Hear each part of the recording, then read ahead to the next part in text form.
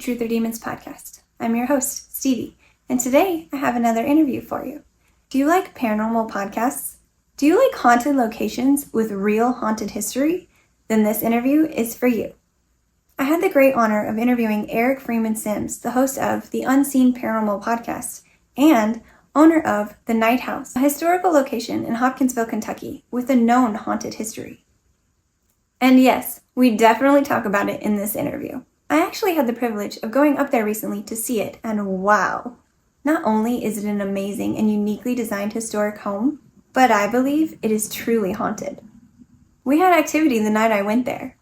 A full apparition walking past a window in a room that nobody was in. And yes, we definitely ran up to confirm there was no living person in that room. And there was no one else in the house at the time. It was awesome. I got chills all over.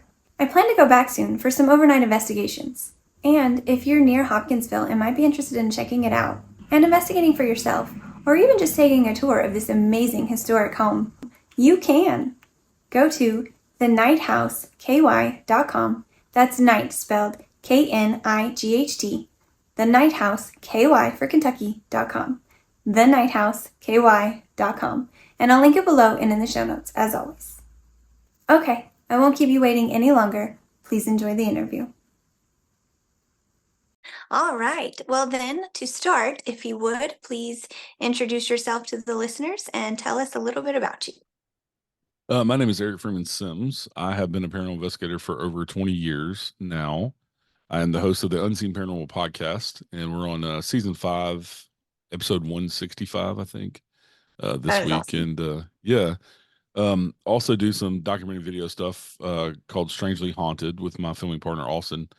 And I just bought a haunted house, a 200-year-old haunted house called the Night House in Kentucky.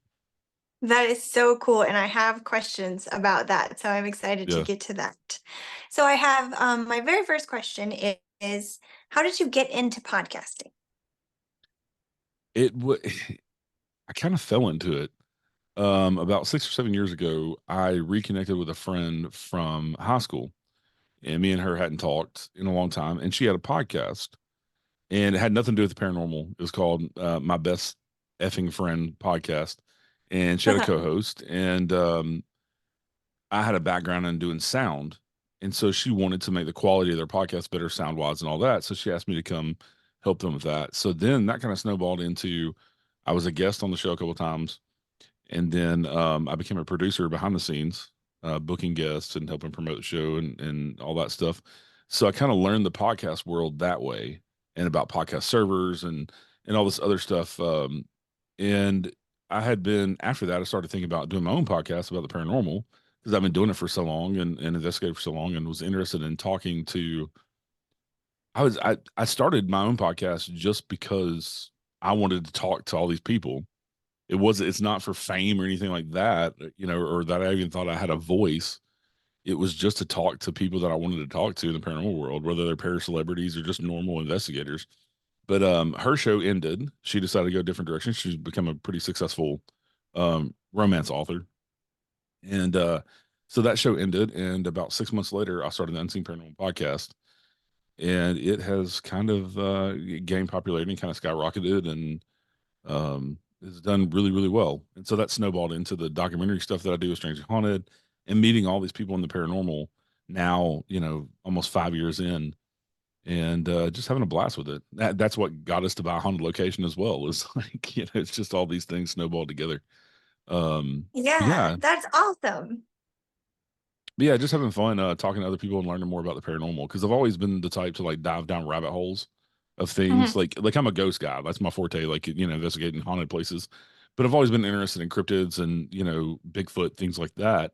So to have the opportunity to talk to people that's their forte, that's what they investigate and that's what they research is just been a lot of fun. And I've learned so much about the paranormal world outside of my scope, even within my scope of like ghosts. It's just been so much fun.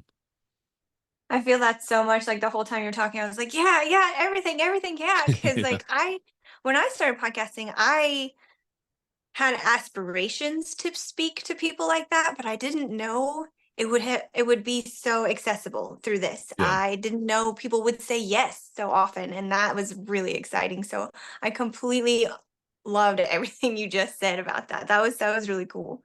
Um, so you chose paranormal for your podcast genre, but how do you choose which topics you wanted to cover on each episode? I'm usually from week to week because I'm ADD. So I'm usually from week to week, like on different topics in the paranormal that I'm kind of obsessed with at that moment. And so that breeds a lot of guests there of me just looking on YouTube and saying, I mean, on Amazon and saying, okay, who's written books about this and done the research, or watching other people's shows on YouTube, searching the topic. Okay, I want to talk about dogmen. So let me look up other podcasts or YouTube shows that have had these people on and familiarize myself with the different people and watch different interviews and things and do my research and and pick the one that I want that I think best fits my format. I'm not big into conspiracy theories and things like that. I'm very much, factual based and I call myself a skeptical believer because I'm a skeptic, but I've seen too much not to believe in the 20 something years I've been doing this. So, but yeah, just an interest in those type of subjects, and then like just going down YouTube rabbit holes sometimes with some of the more esoteric stuff, and then find incredible people to talk to, and then also in the beginning and still now, um, just talking to people that I find interesting. I listen to a lot of podcasts, and so I may hear somebody on somebody else's show and be like, "Hey, I want to talk to them," like because I think my approach is a little bit different. Not saying any better or any worse than anybody else, so like Jim Harold and some other bigger podcasters, but I think I have a different approach and ask different questions than they probably do, and so yeah, it really is selfish, you know. Like the popularity is awesome because now I do this full time, and and ads pay the bills and all that, but yeah, it's all selfish. It's as long as I'm having fun with it, I'll continue to do it. No, I feel that completely. Yeah. I've been doing it so I've been really doing it for about a year because I didn't really dive into it as strongly as I should have when I first started. I put it out in 2021 and then I pulled it back and redid it and then renamed it and everything. And just like now, when I get to go into the next topic, or even like you said, picking out people to interview, that's one of my favorite things. I love doing the interviews, and I love your show Yeah, because you do so many cool interviews. So I think thank that's you. I think that's one of my favorite types of podcasts to listen to. I like the stories and stuff, and I love a million podcasts, like you said, but I like hearing people firsthand tell their Yeah. stuff and then other people being able to ask them questions that maybe I might have had, the same questions. So I think that's really cool. Yeah, and I try to take the approach of like just a natural conversation as well. Like I do my research, I read the books, and I do my research on the guests and the topic. And so most of the questions that I usually ask them, I know the answer to, but I try to ask questions that I think the audience would want to ask. And so I try to make it a three-way conversation. It's just the audience who's listening, they can't chime in. So that's my place to, ask those questions and clarify things that they might want clarified. And Right. I and love so, that. but yeah, I want the audience to feel like they're included in the conversation. I agree. I talk to my audience a lot. I like doing that. I think that's really fun to make sure they feel included. I think Yeah. that because I like feeling included when I'm listening too. So, what do you like most about doing the interviews? I think the learning about all the different topics that I knew nothing about, whether it be time slips or Bigfoot and also even with like the ghost stuff, like I was saying, just seeing it from a different point of view because everybody has their own point of view. They have their own reasonings for getting into the paranormal, and I love to hear those origin stories and because some of them are similar to mine, so that validates my experience that I had when I was 8 years old, and some of them are completely different, and I just love the difference and the diversity and like I said, learning about not only I'm also curious in the person that I'm talking to, right? That's why I want to hear their origin story, not just what they have to say about Bigfoot or whatever. Like I want to personally kind of know you a little bit when I interview you. And that's one of the reasons why I always ask that origin story of, how did you get into the paranormal? Because that gives kind of a little personal insight into that person's life and what type of person they are. And so I think just the learning aspect. I'm also a very social person. And so for me to get to sit in my office and talk to people every day, as opposed to like which I mean I retired from the ambulance after 20 years, after 15 years, on the ambulance. I was in medicine for 20. And so I got to interact with people every day, and talk to people. And so this was the perfect transition into a different type of job where, I work in my office from home, but I'm still getting that social interaction because I'm one of those people, I have to have that social interaction on a regular basis or it just drives me crazy. I understand that completely and can agree. I like my alone time, but sometimes if I don't have an outlet of a way to speak to people, Yeah. I get really sad too because I get so lonely. Yeah. Yeah. Yeah. All right. Um, what is your most memorable moment in your podcasting journey? Ah, I I would say probably a couple of the guests I've talked to have just kind of blown me away. That I even was it was kind of surreal that I was even talking to them. And it's not anything to do with like celebrity or anything like that, but just they're icons in the paranormal world. And one of them was Andrea Perrin, and I know you've got to talk to her too. And when she agreed to come on my show and we talked for 2.5 hours, Yeah. I was just like, it was just like, let me pinch myself, And that was only my second season before anybody even had a clue in the paranormal world who I was or anything, not that everybody knows who I am now, but before I had a bigger audience like I do now. And the fact that she came on my show and was so candid and very sweet, sweet lady. And somebody else who just kind of blew me away was, and not because of celebrity, just because I respect her so, so much, was Katrina Weidman. I've always been a fan of her work. I'm not a big starstruck person because I grew up around Nashville. I grew up around famous people in the music business and stuff. So it's not the celebrity for me. It's I respect her and what she does. She's always been one of those authentic people on TV, which is very rare in the TV crowd, right? I feel like Yeah. she's not one that would ever fake anything. She's very straightforward. And she'd be the first one to throw something out, so to say it's evidence. And she'd be the last one to Okay. say a place is haunted. And so I extremely respect her and Andrea Perrin. Andrea Perrin, like I said, is an icon in the paranormal. It's one of the most famous locations ever, and it started with Mhm. her family. And then Katrina Weidman, because I respect her so much as a colleague, as a paranormal investigator. And so hearing her Yes. opinions and her experiences, I was kind of awestruck with that as well. Like I said, nothing to do with celebrity, just Yeah, because I I respect can her so totally much. understand that. Yeah, I've had guests that were paranormal, considered paranormal celebrity, like you said, Andrea Perrin, and then I talk to just my friends sometimes, Yeah, or just anybody that's fellow podcasters that have just started, and I just want to hear people's stories and their experiences and why they want to be part of the community because I'm so new to it as well. I've been in it for just a few months where I've started interacting with other people a lot more. And I really love the community and getting to hear other people talk about what brought them to it, what drew yeah, them to it, that kind of thing. I think that's really fun. yeah. Oh, The other really fun thing, I love to talk to people from all over the world. So I mhm. really love it when I talk to guests in England or New Zealand. I've got a buddy, Warren a Juice, who has been on the show twice, and I'm probably have him on again soon. He's from Malta, and so to just have a perspective from around the world, people from Canada, that I've had on, I think that's a lot of fun too, to get a different perspective. But also, it shows us culturally how we are all the same, no matter where you're in the world. I mean, we all Yeah, want the same things and all that stuff, and the paranormal is the same no matter where you go, you know. right. And Yeah. so I love Like that the aspect baseline of too. it. Yeah. Yeah. And the fact that we have technology that, yeah, there might be a 12-hour difference and we have to work out some time Yeah. zone things. But other than that, that I can talk to somebody all the way across the world. Like in New Zealand, I had a guy from New Zealand and I was up at like 3 in the morning talking to him. But it was Hmm. worth it because he was a very impressive guest, and we had a great conversation. It was cool to hear about things in that part of the world, completely on the opposite side of the world. Yes, I agree. I love that. Yeah, because I like since I cover the Warrens mainly right now, I liked being able to reach out to friends I have in England to get their perspective on Enfield. Yeah, Because as yeah, Americans, we grew up, with the story and then we get the movie that of course is definitely not the truth. And then you have people in England who grew up with it on TV. Like it right. was on the television for the people at the time they were seeing live television stuff about it, and then people who grew up in the area were hearing stories passed down.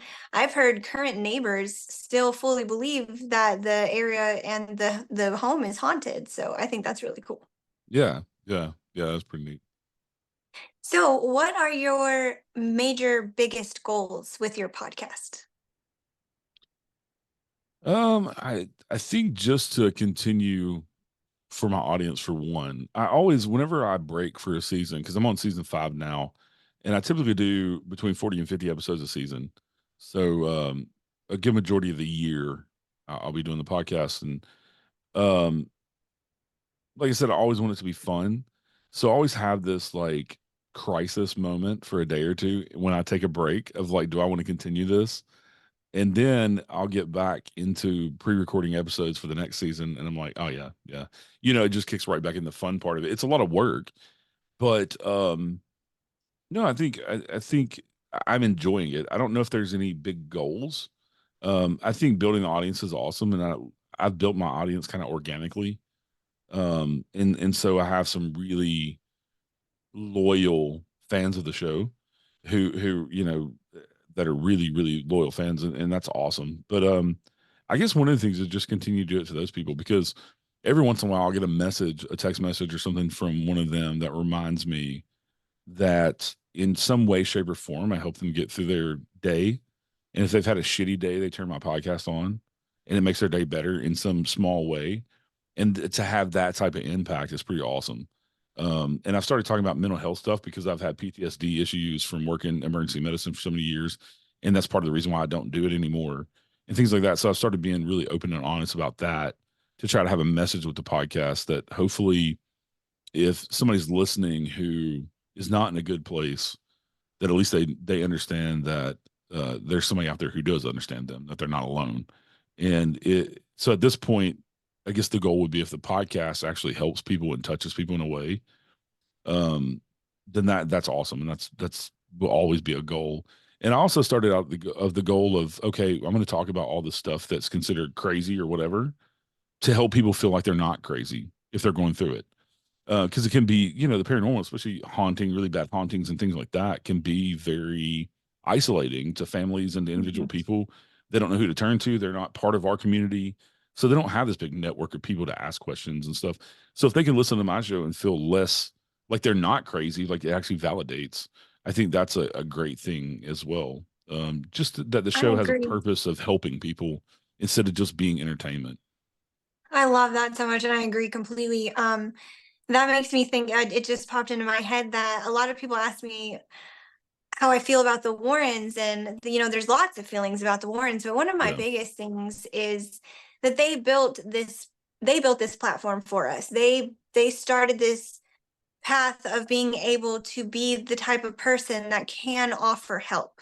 Right. Granted, they were caught faking and all of that stuff, and like I fully believe they were frauds and everything, but the fact that we can further the need and want to help and perpetuate that Right. instead of the faking. And I like that, Right. even though we got a lot of faking from them and we now have a lot of controversy in the paranormal community because of them and everything, I think it's great that there's people like you and me, and then other people I've interviewed that really just want the answers, and then people like you and other investigators I've met that just want to help.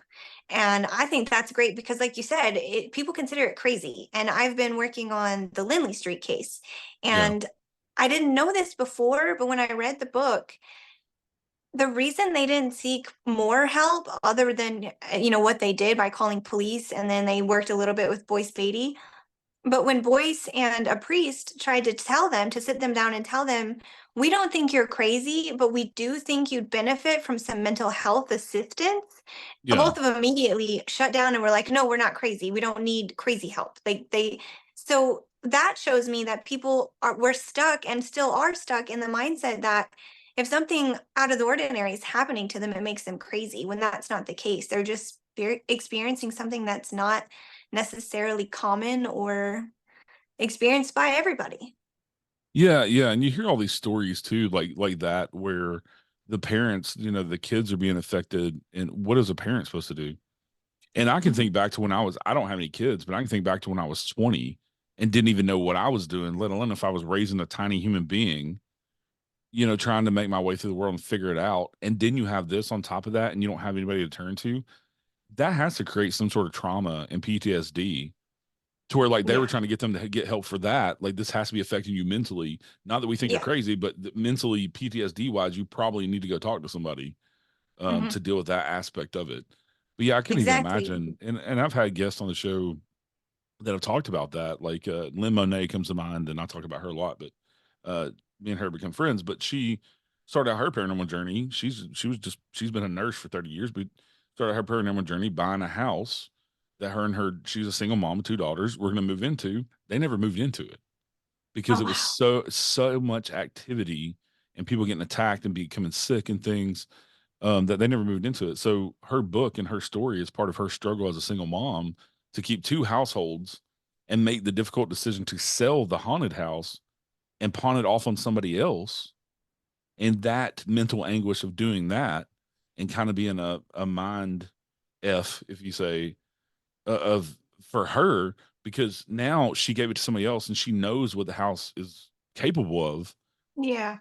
and she felt so bad about selling it to somebody else, but she didn't have a choice. As a single mom, she couldn't do two residences, and she wasn't going to move her kids into this house, so she had to Right. sell it. And Yeah. I've heard other stories like that too. So, yeah, there's definitely in most of the hauntings, there's a psychological aspect, even if the people aren't crazy and it's really going on. There is a Right. mental Right. health aspect. Yeah. And then you have other cases where because I'm really into a poltergeist kick right now because I've been researching the Lindley Street story so much. And then when I spoke previously with Rick Hale, and he brought up the story of how he suggested mental health help by going to a therapist or family counselor, and that helped them. The woman was open to it. She really wanted something to be done, and so she was willing to try it, and it helped. Her daughter was autistic and nonverbal, and she was Yeah, having a hard time with, I'm sure, her emotions and expressing herself, and going to family therapy really helped them both, and then the activity died down. So it right, just, for people to know that stories like that exist, I think is important too, because then they can feel more comfortable with seeking that sort of help when the stigma has always been, you're crazy if you go to therapy. So right, right. Yeah, I the think stigma that's really around cool. mental health in general. Yeah, Yeah, and I like that it's changing. I appreciate a lot of podcasters that do address it and do acknowledge that it's okay to seek mental health help. It's okay to worry about your mental health, and that yeah, doesn't make yeah, you crazy. So yeah. I appreciate people that like help push that. And for me, I started it because the more I talk about it, it's therapy for me. The Yeah. more honest and open I am about it and talking to other people, because it helps me make me feel like I'm not alone in the PTSD and that I'm not crazy for having anxiety or stupid things, and that my brain is being irrational. So it's helped me talking about it on the podcast and then getting like those messages saying thank you so much. Like I really felt that today when I listened to the episode, and so it's a way of therapy for myself as well. Um, Yeah. to talk about it and get it out there in public, because this is a huge public forum because anybody has access to this. So me being super honest without being embarrassed about it, um, because my family can watch it or anybody, Yeah. can see it. So it's kind of a harrowing thing to put yourself out there that way as well. But in the same way, it's therapy. Like I said, it's getting over that fear and that anxiety of and the stigma. Because the more we talk about it and the more we get it out there, the less stigma it is. I agree completely. And speaking of the more we talk about it, I like that what you said about being a skeptical believer, because I've said that too. And I like that the more we talk about being like that and the more we address the fact that we do believe, but we have our doubts about certain specific things, I Yeah. think that's really cool. So I want to know what led you to that conclusion for yourself being a skeptical believer. I think I was kind of raised that way. I was raised by my grandparents, and they never forced religion on me or forced me to go to church or anything like that. I was like, because my grandfather, I call him my mom and dad, and my dad was agnostic. He wouldn't go to church. He didn't believe in organized religion. My mom was a Christian lady, but she didn't believe in organized religion because her father was a Southern Baptist preacher who was not a very nice man. And so she didn't have anything, but she would tell you she's a Christian and she was a very spiritual lady.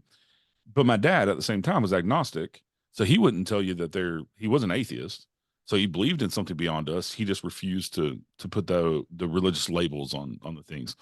So I think from the get-go, I've always been taught to question things, especially religion. And even my mom, who was a Christian, because of her father being such a POS, of being an adulterer, and he beat her and her siblings, and just not a good person. She found a KKK robe and hood one time, and I'm talking about my grandmother. So this is back in the 40s, 50s, So not a very nice man. So anyway, she also taught me to question that authority and always question things. So I think that's carried over to the paranormal as well, because when my grandfather died, my dad died when I was 14, and that's kind of what thrust me into the paranormal, because I, as a 14-year-old, didn't know how to handle it. I was already into the paranormal and had my first experience when I was 8, but that kind of thrust me into actually investigating and wanting to go to cemeteries and sneak into places with my friends to get proof for myself that there's somewhere that we go when we die.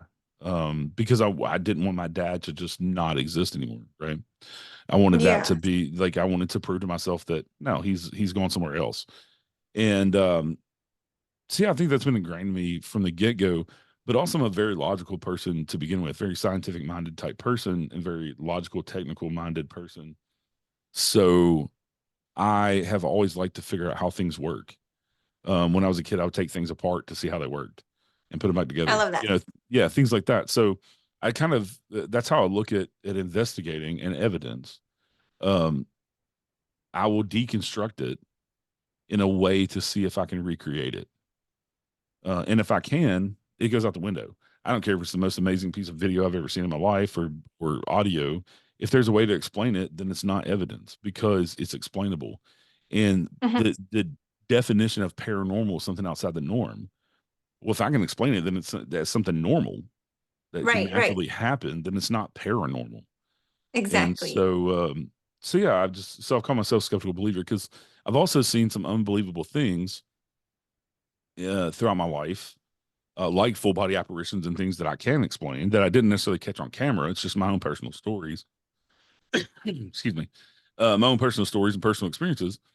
Um, and I've had lots of weird synchronicities and things throughout life. And I'm an empath, so I feel things from other people. And so there's so many things that I can explain logically that I have to be a believer. Like I'm forced, to believe. So I'm agnostic, and I've always been a skeptical believer because I think also a healthy dose of skepticism, if you're going to be an investigator and a researcher, I think goes a long way, because it means you're being rational and you're not jumping to conclusions, and you're not wanting ghosts to be so real that you'll label anything paranormal or haunted, you know? Right. And I think also when you put evidence out there that you've already scrutinized so much yourself, it's very hard for other people to tear it apart. I agree. Yeah. And that's the thing. Like you said, you scrutinize it yourself. That's the problem with a lot of the content that you can find on the internet right now. They didn't look at it. They just immediately were like, this is a good jump scare. Yeah. This is paranormal. This is good content. So they put it Yeah. out. Yeah. And that's one of the reasons I started my show, is because I wanted to go behind the scenes in situations like that. I wanted to see what was going on, what really could have caused these things to happen that people are catching on camera. And then also like share that with other people, because I have friends and family that I think are logical minded people who know how to use their brains, but they'll see something on the internet and send it to me. And with the excitement that they have over what they've just seen, Yeah. they don't think first to debunk it or to try and figure it out. And so that's when I'm like, oh, well, this is why, because I've been doing it so much recently. I'm just like, I feel kind of like a jerk when friends and family send me their parent, like quote unquote paranormal Yeah. things. And I'm like, oh, okay, well, this is really good. And like, but this is why it's not real. And then I feel Yeah. like a party pooper. But I like knowing that I can do that too. I like knowing that I can look at some evidence or I can look at some footage, and my brain works in a way that even though I want to believe that it's paranormal, I can separate the paranormal Yeah. from the reality. Yeah. And I think that people like us, people like I've had on my show, and people that are like minded like us, see that, and then the rest of the world forgets that part. Yeah. So Yeah. that's I why also I like don't doing the show. Yeah, yeah. I also don't like to kind of step on anybody's stories either because I wasn't there. And there are a lot of people that are skeptical that will just poo poo all over somebody's story. Well, how do you know? You weren't there. You don't know the conditions. You don't know any of that. I mean, I don't want somebody saying, well, your personal experience didn't happen to you. So why would I do that to somebody else? So I think there's a line there, is what I'm saying, Yeah. between being skeptical and being too skeptical to where you Hmm. just dismiss everybody's stories. Um, and also what does it hurt for somebody to believe that that was grandma getting in touch with Oh, I them? agree. If Yeah, emotionally I that helps agree. them heal in a way, let them believe that. Also, Yeah. if it's their personal story and you can't disprove it, then why would you want to hurt them in a way by saying, "Well, that wasn't your grandma"? You know? Right, exactly. That's so rude Yeah, and inconsiderate yeah, and insensitive. Yeah, yeah, I thought about that too. I get accused a lot of being a Warren's hater.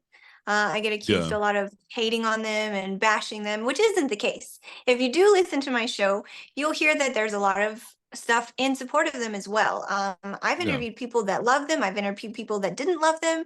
I've uncovered things really great about them, and I've uncovered not so great things about them. But people forget that there's a difference in, like, the people that are bashing me specifically forget that there is a difference in the paranormal content that is debunkable and someone's personal story. right. Like, if someone Yeah, sends me a story of someone who's living in a haunted house and they're explaining what's happening to them, and I'm not going to immediately say, oh no, they're lying or whatever. But if someone sends me a video of someone clearly faking a cup being knocked over on the table and you can see the string or whatever, right, that kind of right. stuff, like, I wish people would learn to separate the two, because we have legitimate ghost stories and legitimate things happening that we cannot explain. And then we Right. have people faking those things, trying to make them into that category, into the unexplained. And it makes everything so muddy. Yeah, yeah, yeah. I agree. And yeah, there's so much stuff out there, and also now you got AI thrown in there with pictures Hmm. and things, and yeah, all these people faking stuff on YouTube just because it's money and clicks and Yes. ego and all that. Yeah, it's gotten kind of out of hand. It Hmm. seems to me like there's been a shift, and we talked a little bit about this when I had you on my show. It seems to me that there's a shift happening, and there's a Right. pushback from not just us that are in the paranormal world, like the small world of the paranormal people that we're in it all the time, but also the fans who watch the TV shows and things and that watch the YouTube videos. There seems to be a pushback now saying we're not going to watch fake content anymore. We're tired of you faking it. Yeah, Ghost Adventures was great for the first 20 seasons of entertainment, but it's the same thing over and over now. And so Yep. I think they're just tired of watching the same thing over and over. I think that's why Ghost Hunters is not on anymore, even though I think they're, for the most part, they were legit because they would put out Yeah, I episodes where liked they it when didn't they catch started a lot. anything. Hmm. Yep. They were bold enough to say we didn't catch anything, but hopefully the Right. journey was enough to entertain you. And they never went out of their way to entertain either. Um, Hmm. but I think that's why they're not on the air anymore. Um, Yeah. and probably not going to be ever again because I think that's all worn off and people want the Yes. real authentic experience for themselves in one way. And I think that's why haunted locations are more popular than ever for people renting them out and people going to public ghost hunts and things because they want that experience and want to see it firsthand. But I think there's a shift to more real content with YouTube and stuff and a demand Yeah. that's coming to say, if we find out you're fake, you're out of here, with Right. just the Right. general audience. Yeah. Yep. And also with the advancements in technology, not only are the fakers getting better, but the ability to debunk those faking Yeah. videos, excuse me, are getting better, because you can put a program, like put a video or a picture into a program, and you can enhance it. You can show how many times it's been layered and what's been Right. layered in it. And so even though the faking has its little niche, it's the debunking the faking is growing, and people are taking more interest in knowing the truth versus being fooled. Because I feel like some people like those shows so much because they don't mind knowing or not. They Yeah. don't really mind because it's entertaining. Like, it's very entertaining. I like when I'm entertained, but if you're looking for the truth and you have someone coming onto YouTube or any platform saying something about that truth that you're looking for that isn't true, and you can prove it, I think it's silly for someone to blatantly fake something when it can be so easily researched now. Because I talk Yeah. about it all the time with Ed. He would say things because he knew nobody could look it up, but Right. now we can look it up and we can figure it out, and if people care enough they will, and that trend is growing too. People are caring more about what they're taking Yeah. in. Yeah. Yeah. Especially with I think what kind of kicked it into overdrive here in the past year was the Cody and Satori thing. And now you have the Conjuring House itself completely under a microscope. Yeah. But I think they brought that attention on themselves with their fake method, and they'll never get me to believe that what they're doing is real and that they're the only people in the world that can do it. When the I agree. Fox sisters did it during the spiritualist movement, and they come out and said they faked it.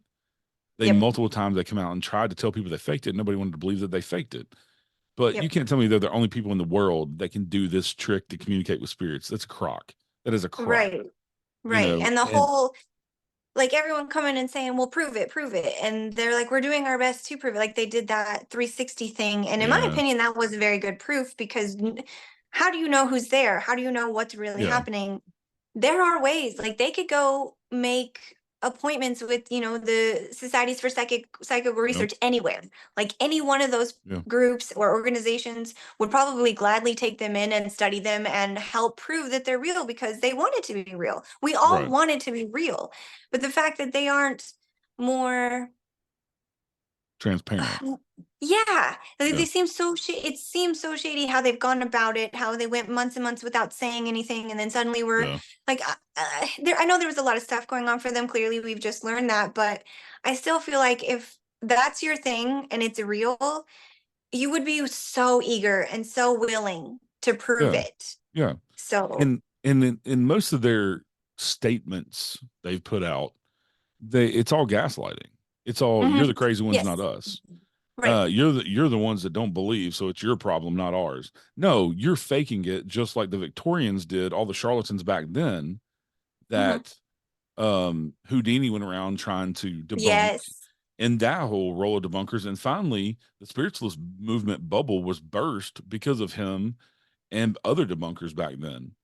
yeah, Because they just weren't putting up with these people taking people's money and claiming to, use their grief of their dead ones.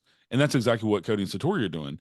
You are playing on yeah, people's grief of their dead loved ones to make money. And they hmm, try to say, we're not making money off of it. Yeah, you are. You're getting paid by the Conjuring House. And these people are exactly, paying to come into the Conjuring House, and you're doing it for them in the Conjuring. So you're getting paid to do that. And you're playing off of their dead relatives and their emotions with yes, obvious stuff that you can look up online, hmm, through and ancestry.com, and find out names and yeah, nicknames and birth dates and death dates and all this other stuff. They're not telling anybody anything that they can't find through right. Facebook or anything, and, And and then that so was proven with Sam and Colby when he admitted that, yeah, my grandmother's information is right there online. So yeah, I can't say, for sure, not now. Like, I appreciated that, even though they yeah. still kind of support some of the fake stuff. I appreciated that they acknowledged that.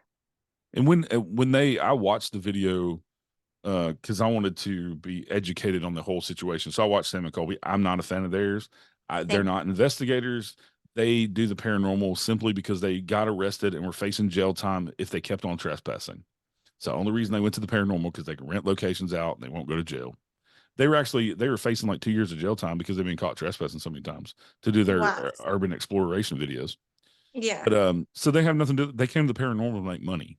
That's all that was. But Yeah. anyway, They're about entertainment for sure. yeah, I watched the whole video because I wanted to see for myself what the whole video was about, and I debunked that straight off the bat when he started saying there's no way they can know that. Well, I can tell you right now, you can look up anybody's obituary that's been in a newspaper, and I guarantee you, if they had a nickname, it's going to say John Bubba in quotation mark Smith. Do you know what I'm Hmm. saying? And it's so Yep. easy. People just don't think how easy it is, how much of your information, your family's information is out there with even something as simple as a obituary. It has Right. all of your family's name on there, all the immediate family that's surviving and their spouses, and whatever information, the dog, the dog and cat's name, because they were fond of their dog and cat. So people think that Cody and Satori are coming up with this stuff just from the spirits, when they don't think, well, there's no way they can know my grandma's dog's name. Well, go look in her obituary. Or did she post on Facebook about Fluffy? Or did you Yep. post about Fluffy? I have my grandma's dog Fluffy now, and it might have just been one post you don't think about. But these people Yep. are charlatans, and they're good at what they do, going and researching you because they know who you are before you ever come to the location. They know Hmm. exactly who you are. Well, yeah, Even the Conjuring has a whole thing, like, because I went to the house and they have a whole thing where you have to provide your ID and you have to yeah, sign this waiver and stuff. So like they have your information and you have to book online. Like you yeah, don't have an option to show up and pay to do the tour because yeah. I figured that's just what we do. But then when I looked at like how it worked, you have to book in advance, which means they have so much time where whenever you book and whenever you show up to get your information and research you. Well, and somebody like Sim and Colby, I'm sure they knew months in advance that they were coming to film. And so Exactly. yeah, Yeah. they knew that they were going to do this for this channel that's millions of views per video. Yep. They already knew that, and Hmm. so yeah, they definitely did. They did their homework, for sure. But yeah, people just need to be skeptical of things like that instead of jumping on the bandwagon and automatically believing that. And I think that was the thing with the Warrens for a long, long time is people just, Yes. well, they were the grandparents, the OGs of the paranormal, um, instead of, and they were above scrutiny for a long time. And I Hmm. think the good thing now is we've changed, like we're talking about, to where nobody's above scrutiny. And you have people saying, oh, I found you're a sex offender. I'm going to put your stuff out there because you have no business running a location or being around people on ghost tours and kids and women, you know. Exactly. And I think that's great. They need to be called out, and they don't. And we need to self police the paranormal. And I've I been, agree. and I've said things like this before, and I've been called a gatekeeper. I'm a paranormal gatekeeper. Okay, well, if it keeps all the pedophiles and creeps out, I'll be a gatekeeper every day of the week. Heck yeah, for real. I've been called a demon for the stuff I've exposed, and if that makes me a demon, glad to be one. Right, right, yeah, yeah. Yeah, It's and then the interesting Warrens. world. Yeah, it is. And then like it's so funny how we can always touch back with the Warrens on basically any subject in the paranormal because they tried and did everything. Yeah, And they also did their research before they would go to locations. right, And as a paranormal researcher, you want to do the research on the location, but in their case, it was to convince whoever they were working with that they knew right. things or that this is the case because Lorraine was a psychic. And I still don't know how I feel about her being a psychic because I've heard so many back and forth like testimonies and read so much and her and like it's so much and I want to believe and at the same Yeah, time I just don't think it's real sometimes. It's I go back and forth a lot. yeah, yeah. I do that as well on some topics, for sure. Psychics are one of them. Mediums are one of them.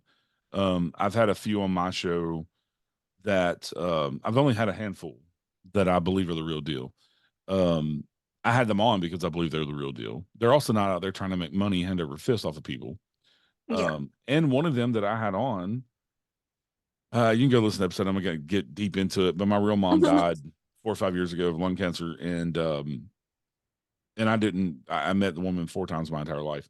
Anyway, we're in the middle. I'm in the middle of interviewing her. I had no intention to ask her to give me a reading because they get asked that every interview they do, and I just wasn't going to do that. I'm interested in you as a person, where your gifts came from, what you do with them, that type of stuff. Investigating with the gift, how has that changed things? And out of the blue, she just stopped me and she's like, "I have to. This woman will not leave me alone." And she went into this whole thing about my mother, and she was completely accurate about all of it. And there's no way that she could know any of that, because I don't. It's not out there on Facebook. I don't talk about my personal life and that in depth. I've talked about my grandparent being adopted by my grandparents, but other than that, she didn't know that it was on my dad's side. That was his parents, and she's dead on with that. And this is your real mother. But she was confused because she's like, "There's two females that are motherly." But anyway, she got real in depth and real specific about things, and things that she could not know about my real mom. And so she kind of proved herself to me, and I'd recommend her to anybody. She's great. Also, she does charge to do readings, but like $10, Okay. Yeah. for her time, you know, Yeah. but she's not Yeah. out there charging hundreds or, stuff like that to, gouge people. She's Right. actually in it to help people. Ripping people off. Yeah. Yeah. Yeah. Yeah, and I've heard of people doing that, and I am 100% not opposed to people making money off their skills. I Yeah. think if you have a skill and you can make money off of it, definitely do it. But the problem lies in the scamming. The problem Yeah. lies in the price gouging. The problem lies in the overpricing just to benefit yourself. That's silly. I'm completely okay with people making money in this sense or in any sense, but yeah, just as long as we aren't and see, I was gonna say I do believe in psychics having abilities and being able to tap into things that not normal person couldn't, because a psychic helped my mom, and it was a paid psychic. It was a phone psychic, and my mom had talked to a lot of psychics, and she was trying to overcome some grief. My little brother had passed away, and she wasn't handling it very well, but like understandably, it was a really traumatic experience. And she finally, after many psychics, calling many of them and them just not doing her what she needed done, Yeah. she finally talked to this lady and she told her that she needed to stop trying to find out the answers because people were just going to keep scamming her, and she just needed to know that my little brother passed to save my other brother because they were twins and in the womb together, and he passed before he was born. So the psychic told my mom, look, this is what's really going on. He needed your son that passed to make it to the living world, and that was his purpose. So you don't need to seek answers, you don't need to keep getting scammed. And like the psychic was Yeah. so helpful to my mom, and it gives me a soft spot in my heart for people like that, who, even though they're making money on it, they're being real and they're Yeah. being Yeah. considerate of the person's feelings and what they're going through. Yeah. And like we're talking about here, we've gone down this whole rabbit hole of skepticism, but I love it. I love when the conversation just meanders around. Me But too. but with people like that, you have to have a healthy dose of skepticism and make them prove to you that's their, especially if you're paying them, it is their job to prove to you that they're the real deal, and by telling you things that they cannot know, Right. and that's how, and they know better. They know that they have to prove themselves to everybody, and so that's their burden, not yours. Just And sit if there they and say want to do yes it or for no. money, Yeah, yeah. yeah. And yeah, the healthy dose of skepticism there. And I can't rule out mediums altogether because, like I said, I'm an empath and I've been good with energy my entire Yeah. life, mostly living people, because that's what I focused it on. But in the past 5, 6 years, I've actually started to turn it around to the investigating and stuff. Not to say it hasn't benefited me in investigating, but I don't talk to dead people and things like that. Um, but I can tell you when the energy goes flat in a room when Hmm. we're investigating because it'll just happen. They run out of juice or whatever, or they leave the room, Yeah. and and I'll tell everybody, I'm like, all right, we might as well go take a break and then go somewhere else because there's nothing else going to happen in here. The energy No, is I just, love that. you know, um, but so I can't completely count them out because of my own things that I've experienced of knowing things I shouldn't know sometimes and things like that as an empath, taking on other people's emotions of people I just walk Hmm. by at the grocery store and all of a sudden I'm Yeah. emotional, almost starting to cry when I was just laughing and joking 2 seconds ago. And I'm not manic depressive or, I'm not bipolar or anything. Just taking on those other people's, even driving down the highway. I've had Hmm. it to where I've just all of a sudden gotten angry or gotten emotional for nothing. And I just have to like take a breath and let it go because it's not my energy. And I've been in Yeah. situations too, like in restaurants where I tell my husband, like, we gotta go. Like there's some dirty, nasty energy in here and it's making me very uncomfortable, you know. Yeah. You And know that so you bring that up, and it never occurred to me to think, if you are an empath with other people, with other living people, that you could channel that to the paranormal. That never clicked for me till just now. I think that's really yeah, cool that, because like I can experience other people's emotions, and I don't want to be around a lot of people because it's draining, yeah, or like you said, you're in traffic and you feel something randomly that you can't explain. And I was in traffic one day, and the man next to me, his horn malfunctioned and started going off, and you could see him physically stressing over trying to yeah, fix it. And yeah, I instantly wanted to cry because I felt his embarrassment, his stress, his yeah, uncomfortableness, because he was holding up traffic because the car wasn't going. And like, to it never occurred to me till just now that that could be exercised into your paranormal research. That's really cool. yeah. I like that. Yeah, and also walking into a location for the first time and kind of getting a read on it of where the hot spots are by just feeling the energy, and it's just an interaction with my own kind of energy. Um, but recognizing it, I think most people have the ability, the same ability I do with the empath stuff. I call it empath because I don't know what else to call it. Hmm. But I think most people, we're all born. I think most people are taught out of it, not Oh, to I trust agree. their intuition and not to listen to their gut feelings. And, um, you know, I probably listen to mine too much sometimes, to the detriment of like pissing my friends off and things because I will cancel if it doesn't feel Mm, right. And the older I get, the more I'm like that. Like if I just have yeah. that gut feeling of like, something don't feel right, I'm not going. I'm sorry to cancel on you, but and I don't feel like explaining the entire empath thing to them because most of them don't understand. And so I'm just like, "Well, I'm just not going." And they think I'm just an ass. I'm being an ass and don't want to go when it's really like, no, this the spirit guides or whatever, whoever gives me this feeling is kicking me square in the butt saying, no, no, no, no, you probably don't need to be in that situation for whatever reason, you No, know? I understand that completely. Yeah. I've had gut feelings that prevent me from going to things too, and I always thought it was my anxiety because I would get real intense anxiety about an event or a party or just leaving the house in general. And I will not want to leave and I will stay home. And it just makes me feel better to stay at home. So Yeah. I can completely understand that. And I'm really lucky to have a good circle of friends and family that because I do it so much, I think, but they understand that I might cancel or I might not show up and it's due to my Yeah. anxiety or however I'm feeling at the time because I can't ever predict how I'm going to feel in a moment and some days I'm ready for that event or that crowd or that wherever we're going to be where I would potentially be uncomfortable. So I'm lucky that I can express that I'm going to be uncomfortable and not go. Sometimes Yeah. they get upset, yes, but they usually understand that that is a possibility with me. Right.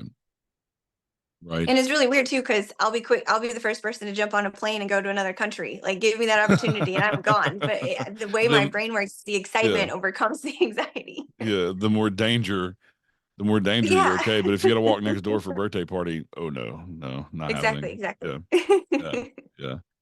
Yeah. Yeah, it's an interesting thing. My grandmother had the same thing, and it kind of runs in our family. And me and her had like a crazy um psychokinetic like connection. Not psychokinetic, that's moving things in your mind. I'm trying to think, but like our minds were connected and Telepathic. telepathic, yeah, connection. And I don't know why I said psychokinetic. That's more like I poltergeist mix those two activity. up all the time. Psychokinesis is the moving stuff in your mind like poltergeist activity. But Yeah. telepathic connection where I would come home from school and be excited about something or come home from work or something, be excited. And she would tell me before I could ever tell her anything. She already knew, and I do the same thing with my husband. We'll be riding in our car for 20 minutes. Nobody's talking, radio's on, nobody's talking. And I'll just randomly think of something um, that just is out of the blue and I'll say it and start a conversation. And he'll look at me like, shake his head because he was thinking the exact same thing, but it's just the most random things. It's not something. I mean, it could be something completely random Mhm. that neither one of us have thought about for a month, and then one of us comes up with it, and he'll do the same thing. He'll start to say something. I'm like, I was just thinking the same thing, like No, I But me love and him are that. yeah connected on that level too. Um, where it's funny. It's to the point to where now, if I have to call him during the day while he's at work, he works Monday through Friday 7 to 4. And if I have to call him while he's at work, I always call him when he's not busy. Rarely do I ever call him when he's like on the phone. I just know, okay, well, now's not a good time to call him, so I don't. And then I'll feel like, oh, let me call him.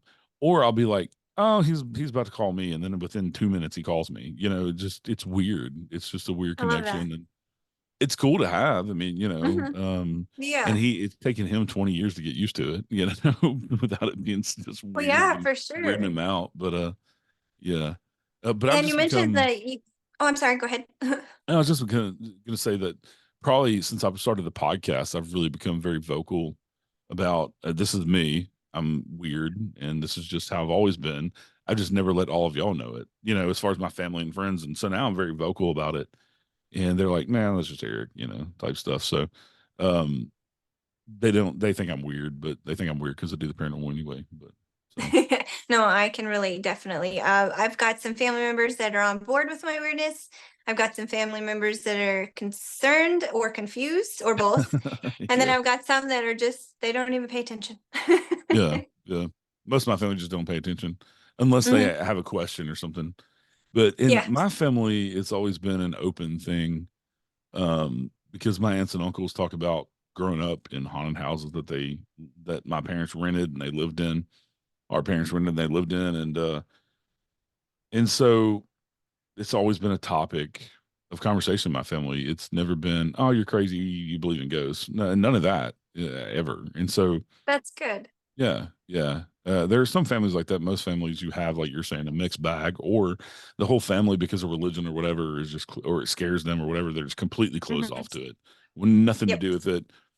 Sometimes imaginary friends aren't really imaginary. I'm sorry to tell some of these parents, Yeah. just because it scares you doesn't mean they're not really seeing something, you know? Right, exactly. I always asked my mom when I was like, "Did I ever have an imaginary friend?" Because I think it would be so cool to know that about yourself. And Yeah, she's like, yeah. "No," but I have seen my little brother that passed that I mentioned.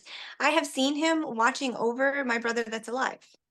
So while Wow. he was sleeping, I happened to wake up in the middle of the night. I think it's funny because we were little kids. I was 13 and he was 9, and we were camped out in the living room watching movies because we used to do that on weekends because we didn't have TVs in our room. So my mom would let us spend the weekends in the Yeah. living room, falling asleep, watching movies. And my brother had a really bad snoring problem, and he would wake me up, and my usual response would be to roll over and punch him because he's my little brother, that Right. whole thing. Right. So he woke me up snoring, and I hadn't opened my eyes yet, but I was had balled up my fist and I was ready to roll over and just clock him and make him stop. And I opened my eyes just a split second before I was going to punch him, and I saw him standing above himself, just looking down, watching, and I blinked and it was gone. And Yeah. I personally believe that I saw him like that to prevent me from hurting him. So I felt like he was like, "Oh, you picked on him enough for the day. Don't bother him now. He's sleeping," Yeah. kind of Yeah. situation. So I just Yeah. hightailed it to my bedroom and went back to sleep. I guess I don't really remember, but yeah, that was an interesting experience for me. Yeah. Yeah. Yeah. I could see that for sure. And I love that story too because I can share that with my family. And at first it upset my mom because she'd never seen him and she of Yeah. course would have loved to. And I told her, I was like, I really think I saw him because he was protecting my little brother. Like he Yeah. was making sure I didn't hurt him. And she loved that. She thought it was great to know that the potential of the protection was there. And then my brother has been in a few car accidents, one that was really, really, really bad. A car had ran a stop sign and hit the side of his truck and Mm. flipped his truck over. And he came away with hardly anything wrong. He had some bruising to the bones on his feet from bracing the brakes for the impact. And that was it. And we fully believe he's got the guardian angel of his twin brother still making sure he makes it through life. Yeah. Yeah. And for your mom, I think, in my experience, they come back when they think you're ready. Because if you're not emotionally ready to see them or even experience them in a dream, like a lucid dream, I think they do more harm than good. So I think they don't come up and visit you until they and show themselves in a way, until they think you're ready in your mourning and emotional state. That makes a lot of sense. Yeah, I bet my mom would appreciate that too because she did struggle for a long time to accept that fact. I know you can't ever say how you would deal with something like that. It's so heartbreaking, but Yeah. it did take her a while. And I think throughout life, the things that have happened to us and knowing that my brother is safe regardless of what happens to him, it seems Right. I think that really helps her a lot. And I Yeah. still believe because she still struggles with twin stories. And so I think she's still grieving. I don't think that's something she's ever gonna heal from. I think it really Yeah. hurt her. Yeah. Yeah. Oh wow, we got kind of serious there. That's what happens when we talk about Yeah. paranormal. I think Sometimes. it sometimes gets lost in the conversation that you're actually talking about dead people. Yeah. Yeah, and people's loved ones and your own loved ones, and yeah, yeah, Mhm. and it's the one thing that affects us all. We're all Right. different, and have different lives, but it's the one thing that we will all face one Hmm. day. Um, Yep. and I think it's also the thing of not knowing when your time's up either. Um, Right. that is a big kicker to that as well. Like, who decides when my time's up? You Mm-hmm. know? Yeah. Um, I've struggled with more the fear of, instead of the fear of when, what will happen after to the people I leave behind. I yeah, think that's one of yeah, my biggest issues with it. Like, of course, I'll be gone. It's fine. Whatever, yeah, wherever I yeah, go, that's fine. But I like witnessing other people when they have losses like that breaks my heart. So knowing that I'm going to cause that kind of heartbreak soon without even, like, it's not my choice, but right, right, that's my biggest struggle with one of the biggest reasons I'm into the paranormal, because if it's possible, I want to make sure my family knows I'm okay. I will be that right. person that's knocking on walls or, pushing Yeah, glasses off the yeah, counter. Like that will be yeah. me. Oh, I'm definitely coming back to haunt them. That's for sure. I'm definitely, even Mhm. if I'm just popping in, messing with them. When my grandmother died, she did that to me. I love Actually, that. at her funeral, um, I'm a big music person. I DJ'd weddings and stuff for 20 years, and I used to DJ karaoke, and I've sang my entire life. I took vocal lessons, and I've sang my whole life. So music's a big important thing to me, and it's also my outlet for like stress and all that is singing and music. And so, um, when she passed away in 2009, she had already paid for her whole funeral and set it all up the way she wanted it. So there was never a viewing of her casket or body or whatever. She was already cremated because she didn't want anybody to see her that way. She wanted to be cremated, and then we did a memorial service with her cremains. And I had burnt a CD with all the music on it for the service, right? Music that I knew that she loved and things. And so I played it on the way to the funeral home and skipped through the songs, make sure they were all there and they all sounded good, kind of a sound check. None of them skipped. Brand new CD, had just burned it. Every song skipped all the way through the entire service. Oh wow. She's letting you know this is the way I'm gonna reach you. Yeah, yeah, and She already knew you were worried about it, so yeah, and she knew that I would get the message that I would know that was her. And I was sitting by my husband on one side and my best friend Christy on the other, and they're like, that's your mom, right? I'm like, yeah. Why do you think I'm not crying? I'm laughing, But that was her way of being like, don't be sad. Like, I'm still here. I'm still here. Out of yeah. all of my family, she's like, I'm still around. But Yeah. I got that CD back and it never skipped again. I never had a problem Well, with it until the CD actually got scratched up. yeah. But no, played it in the car on the way home, put it back in the computer when I got home, listened to it, nothing. That's but great. then, but also the thing is, people would say, well, maybe it was the CD player at the funeral home. Well, they Mhm. played music just fine before they put my CD in for the service because they play that generic like elevator music. Mhm. That was Yeah. played in their CD player, and that never skipped the whole time they're playing it for like 2 or 3 hours, and leading up to the service Mhm. and but the night before when we all got together for like the what's usually the viewing or whatever. We all got together the night before. They played music on the same CD player of that generic elevator music, and it's just my CD that skips when there's nothing wrong with the Yeah. CD. Yeah, no, it was my mom. And it Yes. it did. It took me out of the funky mood, of the Oh. day, and made me laugh Mhm. and made me say, "Yeah, what are you so upset for? She hasn't gone nowhere." I And she still love pops that. in at my house. I'll smell her perfume. Oh, And that's great. yeah, and I inherited my parents' house, so we've basically gutted this entire house. So there's no way that her perfume is like in the walls or what I'm saying, in the paint or nothing Mhm. like that. Right. Because I know you can have that, especially with cigarette smoke and things like the cigar smoke, and even perfume is something worth saying. I guess it can go in the and then when it heats up or something comes out. Anyway, Yeah. as a skeptic, that's me as a skeptical believer. No, I love it. But I'll just be walking down through my kitchen and just for 2 seconds, her perfume, and she wore Jovan Musk, which now is like an old lady perfume, but when she wore it was like a popular Mhm. thing, and it's very has a very distinct smell as well. And yeah, I'll just smell it out of nowhere, and I'll be like, "Hey, mom," you know, I Yeah. just know she's popping inside.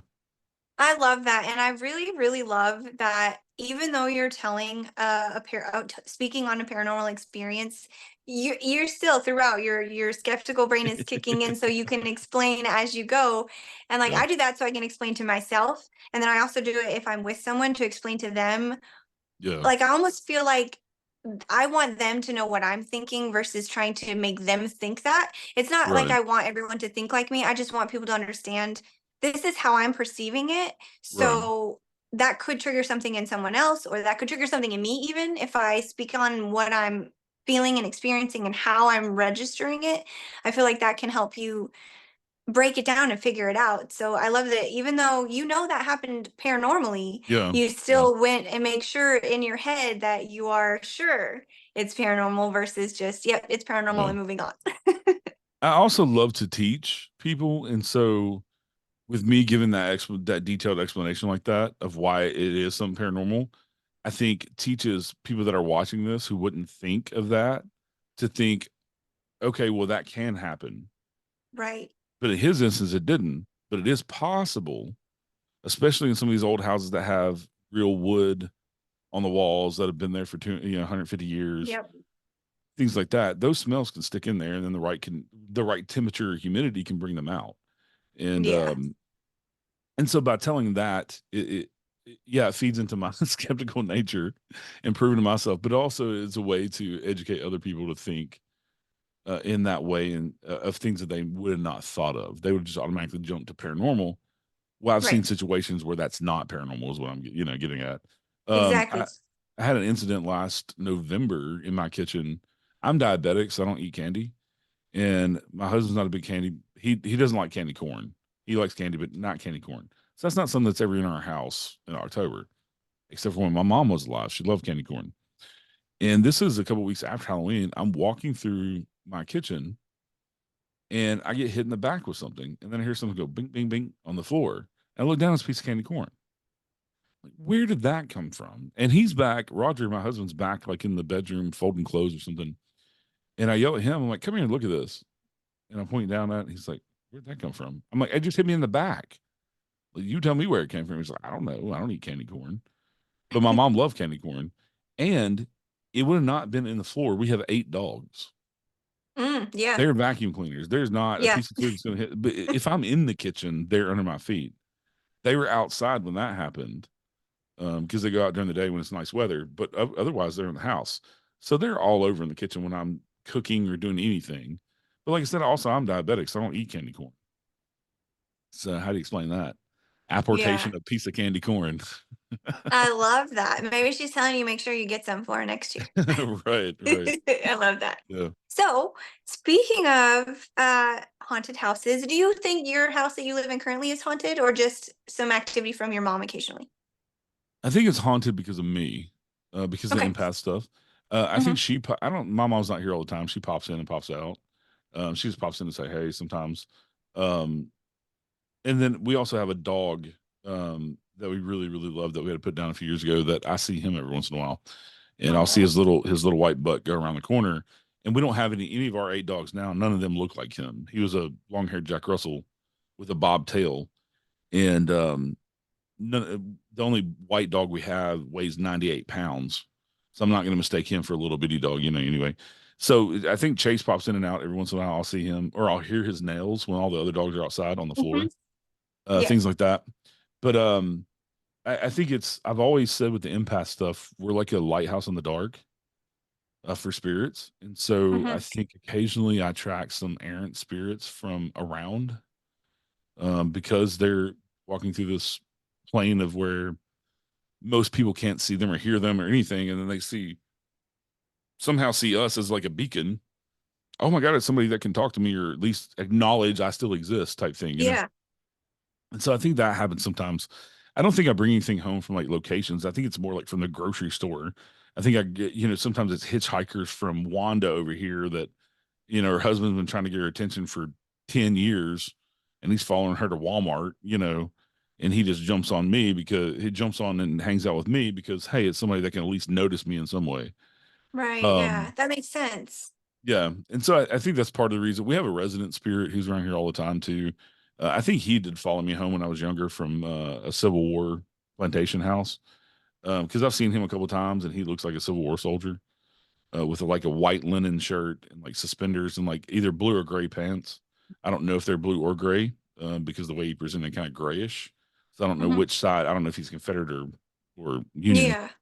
But a beard and like really short red hair. But I've seen him a couple times. My husband's seen him in shadow form, but he's around all the time and he just hangs out. I told him we could cohabitate as long as he left us alone. So I guess See, he's I love happy. that. Yeah, I guess he's happy hanging out. Every once in a while, you hear him banging around in the bathroom or a closet or the kitchen or something.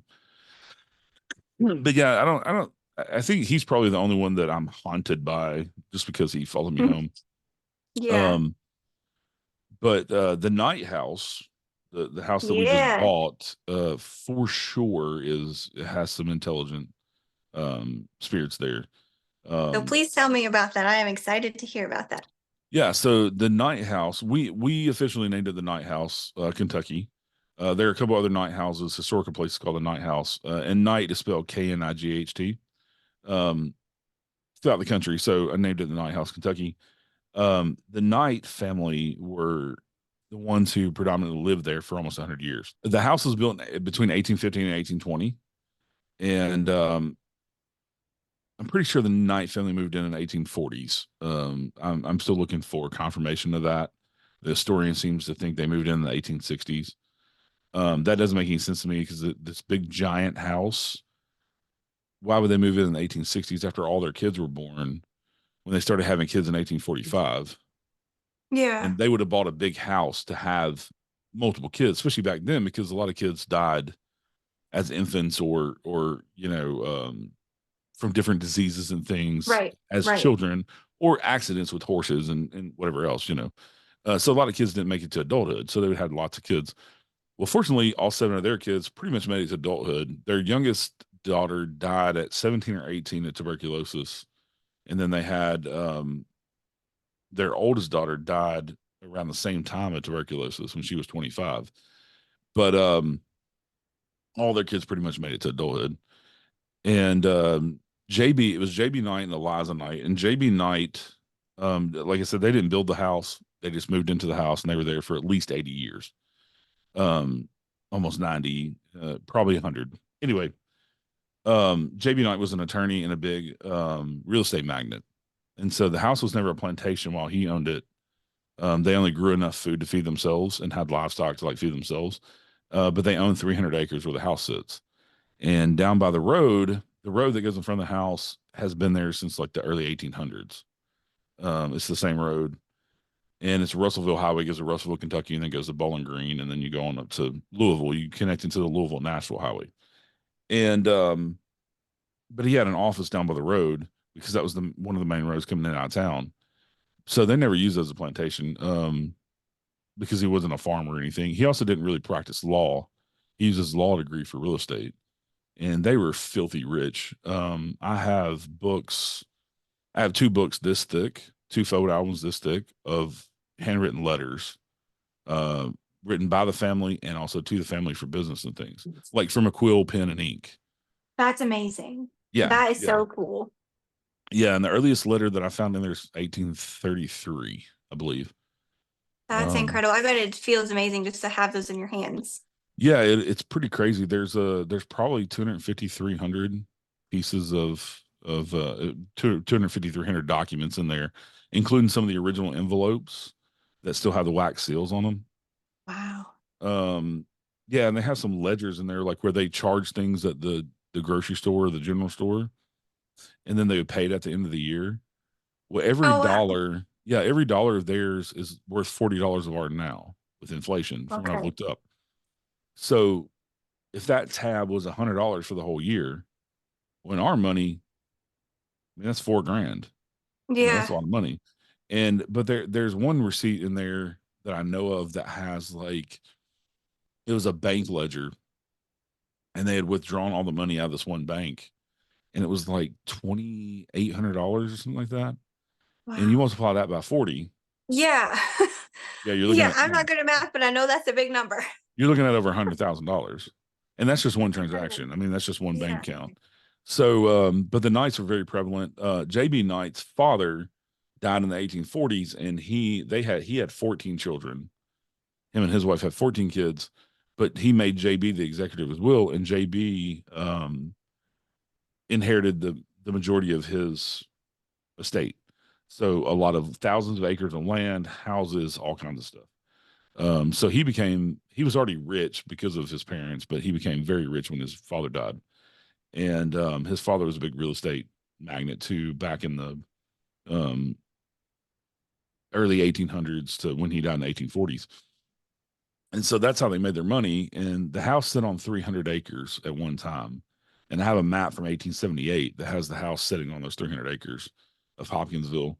Um, but the crazy thing is the entire family, all the men became attorneys. In the night children from JB and Eliza, all the men became attorneys. And then in the 1940s, so the last of the night kids was Ida, died in 1939. She was second to the youngest daughter. She died in 1939. And then the youngest son, Thomas, died in 1941. So then the house was left to the oldest grandchild, which was Leon Knight Harding. And he died 1942, so a year or so after he inherited the house.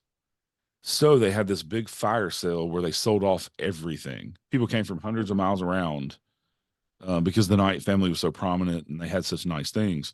So there's only one original piece of furniture known from the Knight family, and it's at there's none in the house, and it's at the Historical Society. Oh, So wow. yeah, so not a lot of then there's nothing of the Knights left in there. Unless you count like the original flooring and things like that that's still in there. The original, and through most of the house, the original shiplap flooring from the 1820s, 1815, 1820s still in the house. That's And really cool. yeah, and people ask because it has wear and tear on it, and the stairs and stuff like they're all worn and stuff. And I've had people ask me, "You're going to refinish the floors?" I'm like, no, that's 200 years of history. You're walking Yeah. on the same steps that these people walked. They wore this down by taking the same paths. Like, Mm-hmm. that's history. But very interesting house. The second family, the second predominant family that bought it, when it got auctioned off to a family called the Majors, last name Majors, and they did a bunch of remodeling on it in the 40s, and they only owned it for 4 or 5 years, and then it went.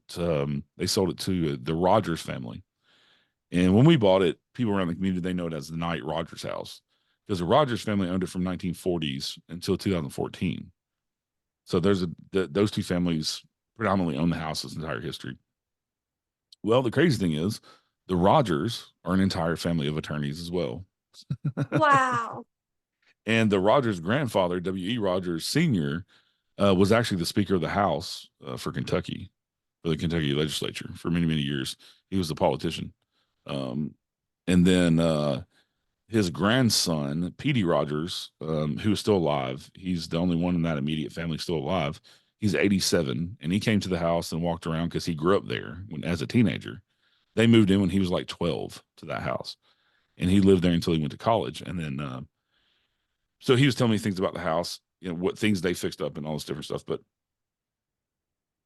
he became the Commonwealth Attorney for Kentucky. Petey did, which is like Attorney General of Okay. Kentucky.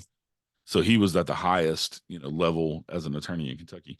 So I found it interesting that it went from the Knight family, all of them were attorneys, and then it went, to this other family so many years later, and they're all attorneys as well. So it's a Yeah. whole thing of judges and attorneys and law and real estate and things like that. So interesting history. We're just scratching the surface.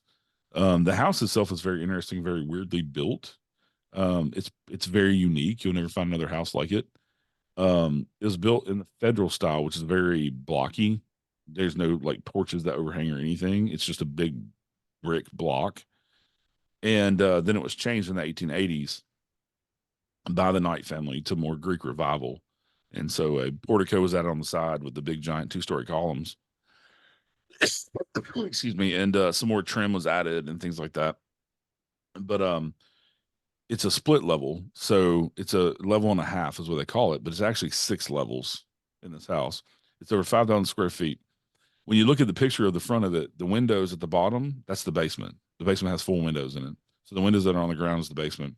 When you go up the front stairs, which is a small staircase in the front, that's actually the first level because that's where the fancy parlor is where they would have entertained. They have a foyer and you have a big parlor there. Around the side where the big columns are, that's ground level. And there's another foyer down there. and then that's 2 bedrooms, a modern bathroom, and the dining room are down there, and then the what's going to be the new kitchen, and then my office, which is the summer kitchen, was all attached. So anyway, it starts the very lower level. It starts in the cellar, which is 10 feet underground, and then you come up the stairs to the basement, which is 2 big rooms, and it's a full basement almost under almost all the whole house. And then you come up to the ground level out of the basement. Then you go up another set of stairs of 8 or 9 stairs, and you're on the parlor level. You go up another set of weird stairs, and you go to a guest suite that has a living room type area, a hallway with a bathroom, modern bathroom, and a bedroom. And then you go up 9 more steps, and you have the attic, which runs the full length of the house, but only half the house because that guest suite ceilings go all the way to the roof. Wow, that And is unique. and it's massive. It's over 5,000 square feet. It's a huge house. Um, Originally the summer kitchen would have been a separate building because when they cooked in the summer, they wouldn't want to heat the house up, or if it Mhm. caught fire, because things are drier in the summer than the winter, Right. if it caught fire, it wouldn't burn the house down. So the summer kitchen typically is about 50, 75 feet away from the house. And they would have cooked it in the summer, like I said, to keep the house cool because they didn't have any way to cool the house. Well, what the previous owners have done is they took added a wing onto the house connecting the summer kitchen. And so that new wing that goes in between the two is going to be the modern kitchen with a mud room and a laundry room, and then my office will be what was the where I hang out when people were investigating the Yeah. house or whatever. With what was the summer kitchen, the original fireplace is still in there. In the wintertime, they would have cooked in the basement, and there's a huge hearth in the basement. I mean, it's massive, and it would have been where they swung the kettles over the inside over the fire and that type of stuff, because that would help heat the house. But also, the Mhm. whole basement is stone, right? So you're not worried about burning down the house in the wintertime because there's nothing to catch on fire Yeah. because it's all stacked stone foundation and brick and Right. Yeah. the Nothing to ground. spread the fire. Yeah. Yeah, yeah. So they wouldn't worry about that in the wintertime. Um, yeah, the house is really, really unique. It sits on, we bought it with 2.8 acres, almost 3 acres of land. And there are rumors of tunnels, which I'm going to have a friend of mine who does the ground penetrating radar come out. Um, if there are the tunnels that I've been told there are by neighbors and other people, then we could probably make a good case that it's part of the Underground Railroad. That's Um, cool. in my research of the Knight family, they really never owned enslaved people. Okay. Um, I in the censuses before the Civil War, I don't find any evidence that they owned enslaved people at all. Um, Okay. So they so would have been supporters of helping free them. well, they were primitive Baptist was their religion, and they were staunch primitive Baptists, from what I've been told. And primitive Baptists, they do not believe in slavery. Never have, Okay. even back that far. They do not believe in slavery, and so which goes back to the olden days of Moses and let my people go and that type of stuff. I guess Right. that's like the primitive Baptists, and so yeah, they Okay. didn't believe in slavery, so they would have been pretty much opposed to slavery. Yeah. I did find the only mentions of any kind of African American people living there is in the 1870s census. There's a whole family, and because it says their race on the census, but it's a dad, and it says farmhand slash farmer, and then the mom and all the kids are domestic servants, Oh, wow. They which get means they were paid. getting paid. Yeah, Yeah. so all of them lived on the property, and it was the mom and dad, and I think they had 6 kids, Wow. 3 girls and 3 boys, and their last name was Moore. So when they were freed, they took the name Moore. It was a common practice for freed enslaved people to take the last name of their previous owners. I hate to say Right. that because it's Yeah. wrong, but so they would have taken the name Knight more than likely if they had served the If, Knight right. family. That makes But these sense. Yeah. people did not. Their last name is Moore. I'm still doing digging on the censuses to make sure, looking back, and even JB Knight's father, RB Knight, when he died in 1840s, I have his handwritten 3-page will from he wrote it in like the late 1830s. Wow. Yeah, it's 3 pages, and in there he only has 8 enslaved people that he leaves to his children. He doesn't list any other enslaved people. Interesting. Yeah. So he was not big on enslaved people either. And the way that he talks about them in the will, I'm not saying that he owned them and that was a great thing. I'm just saying the way that he talks about them in the will was he doesn't really talk about them as property, but Okay. he's telling his children, take this person and be good to them because they've been Hmm. good to me. You know what I'm saying? Right. Type thing. So Yeah.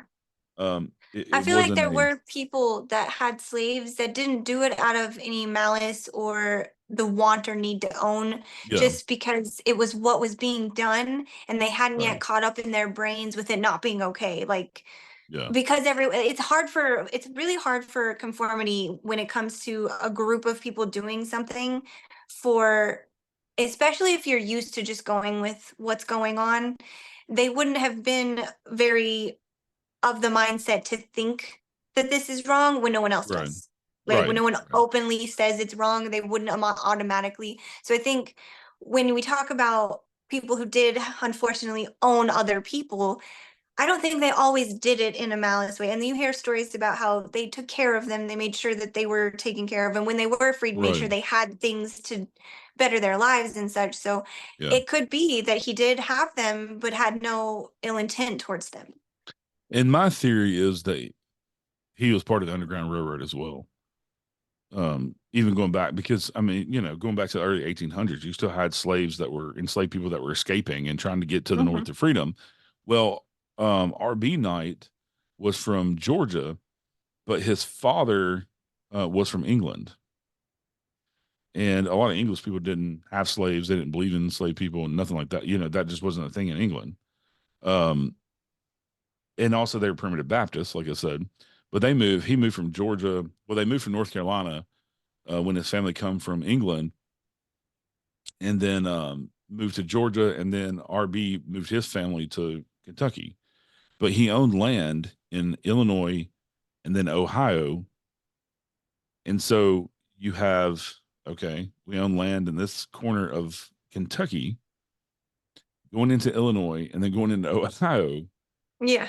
It's kind of a straight line, right? And then they also Yeah. had business dealings in Philadelphia and Chicago. And so J.B. Knight owned a building in Chicago, a 3-story brick tenant building, and it actually burned down during the Great Chicago Fire in 1871. Oh, The one that we're wow. taught about in school where the cow kicked over the, Yeah. that Yeah. probably didn't happen, but the cow kicked over the Yeah. line and burnt I've down heard about Chicago. this different story in different ways. Yeah. Yeah, in 1871 that happened, and it burnt. J.B. Knight actually owned a building there, and he sent his second youngest son to oversee its being rebuilt, and it was a tenant house, so they rented out apartments to people. And the son never came back to Hopkinsville. He stayed in Chicago and became a very successful real estate attorney and a very successful attorney. And he is the only one that I actually have pictures of the entire Knight family. Wow. And so, yeah, that son never came back from Chicago, and he became a big socialite and all this other stuff, and ended up owning so much real estate. It's crazy. I looked him up on newspapers.com, and it is just page after page of real estate listings where his firm Wow. had real estate listings that they were renting out for clients or selling, or he was renting it out because he owned it or he was selling it. Yeah, it's pretty crazy. But he's only a member of the family that I could find pictures of. And they called him, he wasn't a junior, but they called him John Jr. because his dad was John Bailey Knight. But Okay. yeah, very interesting family. Some of them very eccentric. The youngest son, Thomas, was named after his uncle, his mom's brother, Thomas Bryan. He was named after, and his name was Thomas Sharp Knight. Well, when his uncle died, he moved into his uncle's house in Hopkinsville, and the house, from the story I've been told, it was on the corner of 7th Main and 17th Street, 17th and Main. Well, it faced Main Street. Well, he didn't like that, and he had enough money that he had him pick up the house and turn it so it faced 17th Street. Oh, wow. Yeah, yeah. That Um, definitely speaks money. yeah, yeah. And then Charlie, the second youngest son, who died in the house in the 1920s, in 1883, he became the president of the Western Kentucky Lunatic Asylum, which is about 2 miles from the Night House. And he was the president until 1906. And there's this big scandal that was in the newspapers, and I have the newspaper articles that the commissioner, some of the commissioners on the board where he's the president, they went behind his back and took him to court and got him booted off as the president. Wow. Yeah, so there's this big like soap opera scandal where he was like double crossed because they said they were kicking these other commissioners off, but then those commissioners double crossed him and went behind his back and was working with the other commissioners. So he's the only one that was kicked off the board. And yeah, it was this whole ordeal. Wow. Some But I think, drama. yeah, but I think because and the mental hospital is still in operation today. It's massive. It's huge. It's impressive. Oh, wow. Yeah, it's Western State Hospital now. They don't call it lunatic asylum anymore. Yeah, yeah. I think it was built in like 1840s, 1830s, 1840s. It's been in continuous Okay. operation since then. But yeah, he was the president for a little while, and I think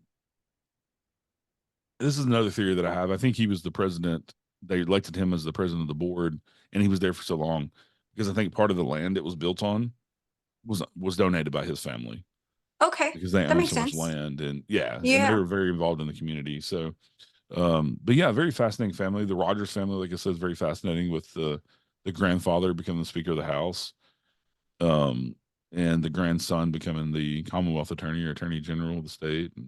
And they're yeah, all of them. The Rogers were all attorneys. The last Rogers to live in the house, he died. Terry Rogers was the youngest son. So P.D. Rogers, it was his younger brother, and he was a hoarder. And apparently, the house was in ruins, and you could only have little paths to get through the house and the rooms. And he passed away in the house in 2014, and that's when the people that we bought it from bought it. And that owner, when we met to sign the paperwork, he told us that when he bought it, the house was at the tipping point. It could have either been torn down or rehabbed, and he decided to rehab it. And so here we are today. They lived in it until 2022, and then he got he's an engineer, and he got a job offer at Disney in California, so they moved out there, and they kept the electricity and stuff on, and would come back and visit the house and whatever, but they didn't live in it for almost 2 years, and then it went on sale earlier this year. That's when we bought it. Was in April. So what made you decide you wanted to buy it? Were you already looking for a house? Like for what you like, you have a house, right? And you bought this as a Yeah, second home? Okay. yeah, Were you yeah. already in the mindset you needed to do that, or was it a spur of the moment thing? It was not spur of the moment. That's a very expensive 6-figure spur of the Yeah. moment thing to do. So it was funny because I was talking to one of my friends on the phone, actually Austin, who's my investigative partner that I do Strangely Haunted with, the YouTube video stuff. And we were talking about maybe one day we make some money on YouTube, we'll buy a haunted location. And then popped up on my Facebook, the way that Facebook listens to you and things pop up, was this group called Old Houses $100,000 and Beyond. And they have another one that's Old Houses 50,000 and Beyond or something like that. And they also have websites that are more extensive than their Facebook groups. So I started looking through there, and I saw the Night House, but I also noticed how cheap some of these houses were going for. These older houses that have a lot of history and stuff. And I kind of thought, well, if I'm going to convince my husband to buy one of these as a business investment, then I need to have a business plan together, and I need to have like a criteria and of what type of house we're looking for. But the Night House is one of the ones that caught my attention, and the price also was within reason to talk them down to what we wanted to pay. But I kind of gave my sales pitch to my husband Roger, because he's the money part of our relationship. I suck with money, so and he thought, well, if we can get it at the right price, I think it'd be a great idea. So we both fell in love with the Night House, and we looked at other houses for a couple months because we put an offer in the Night House. They denied it. And we said, okay, whatever. we'll go look at some other houses and we'll come back if they haven't sold in a couple months, and then we'll get them to lower the price, whatever. So we went and looked at some other houses, and long story short, they ended up approaching us with a lower offer than they had countered us with before by like 20 grand lower. So they lowered their own offer because Wow. they didn't have any other prospective buyers. Okay. And so from the get-go, me and Roger just felt like we were going to own the house. And we even talked like we already owned it, like the things we were going to do to it as soon as we could and things like that. And so it's just one of those feelings of like it was ours no matter what. We knew that somehow the universe is going to work it out to where we would own it. And we even Yeah. talked about it might not be this year. We might buy another location. It may be in a couple of years when another owner sells it. Anyway, they came back with a counter offer on their own counter offer, and we said, you come off that about 10 grand, and they did and agreed to our price, and so we got it for what a good asking price what we wanted for it, and like I said, the house is on 2 acres, almost on 3 acres, and it's over 5,000 square feet. Now we've already put $20,000 into it to finish a lot of the things. That that owner didn't finish that needed to be finished, and so it's been a lot of money, but that's beside the point. It's kind of an investment in our future, and eventually we want to. Right now, we want to rent it out for paranormal investigations and things like that. To help pay the bills and help keep the place up and help renovate the place. And eventually we want to turn it into an event venue for weddings, car shows, things like that, but also to rent it out to movies want to shoot there or music videos or anything like that. Then we can rent it out for that as well. And just use it as to help keep the history alive and make the place well known. But the main thing is to help keep the history alive and to put the history out there of these fascinating people that live there and this family that was a predominant family in Hopkinsville. And the house is also the oldest standing structure in Hopkinsville at 200 years old. So um, definitely worth sharing the history with the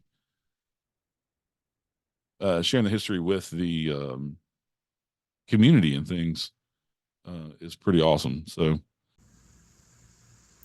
you may have noticed this interview sort of just ended, and that's because it kind of did. I forgot to plug in my device and it died right in the middle of the interview. But Eric was able to finish his thought and hit end record for me so we could pick back up where we left off. So there is a part 2 to this interview. I had so much fun chatting with Eric that I didn't even bother to look at the time throughout the whole interview. So that is another reason I decided to make it 2 parts. So thank you for listening, and please go check out part 2 now. Also, the whole reason I got to have Eric on my show is because I was a guest on his show. So make sure you go check that out too. He's a far better interviewer than I am. But thanks to all the amazing people I get to meet and interview myself, I am getting better. So definitely go check that out. I'll link it below and in the show notes. Thank you for watching and listening. Now, go check out part 2.